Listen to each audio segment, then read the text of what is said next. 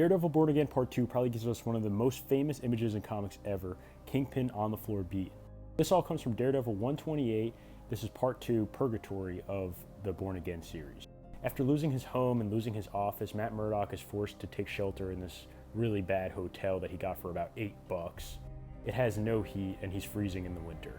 He talks about how without any of his things, he's just a blind man, like living in this hotel. It's really negative. You can tell that this is all really getting to Daredevil. He's blaming all the people in his life, and then he snaps out of it and he's like, no, it's Kingpin. I know it's Kingpin. I can't be going crazy. And he is talking crazy. And just as he's thinking that he's going to leave, he's like, I'm tired, and then just goes back to bed. Meanwhile, Kingpin continues his aura farming. I mean, look at him overlooking the city. He looks awesome. He's smoking this stogie. And yeah, he's just reviewing his plan about how happy he is having destroyed Daredevil. And yeah, look at him smiling. Bro couldn't be more happy. Meanwhile, Matt Murdock is just struggling to even get out of bed. He's like, oh, maybe I'll go get food. I can go to the gym. And then he's like, oh, no gym. Kingpin blew it up. Maybe I'll beat the Kingpin then. That's where this image comes from, where Matt is imagining if he were to take the Kingpin's life, this is what it would look like. But it's really just him going crazy, and he can't take this anymore. While on the phone with Foggy, we then get this pretty famous image where someone's knocking at his door, and the paranoia gets the best of Matt. He thinks this guy is working for the Kingpin, chokes him out. It's just the guy trying to get the money for the hotel, and then he's off to go chase for the Kingpin.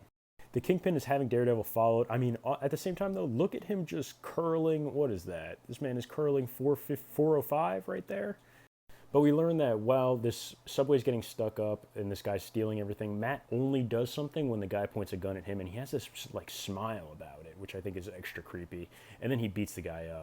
But while he talks on the phone with Foggy, he can tell he's losing it, and he's like, Foggy, I need help. I can tell my mind is not what it's been, because he's ultra paranoid right now. I mean, keep in mind, this is someone without the ability to see, so everything he gets is from his sensations, and there's people after him. He doesn't really know who's after him.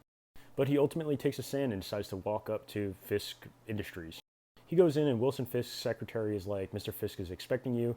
Kingpin opens the door, and for whatever reason, he doesn't have clothes on, and the two instantly know what's going on and start fighting right away. For how short this combat scene is, I feel like it's so cool. First, we get Fisk trying to hit him with a swipe. Matt Murdock gets him right back in the face. Kingpin smiles as he takes that hit, and then he gets him again in the head, but then when he goes for another hit, he just grabs Matt Murdock's arm. That's when the beatdown starts happening. The last thing you want is the Kingpin to get up close. And we next see this taxi cab where pretty much on the left, we just have a bunch of writing here where it's Wilson Fisk talking about how he cleverly had to get rid of Matt Murdock and the restraint that it took to not just end him right there. But then we see his eyes open in this taxi cab where he's tied down with the seatbelt.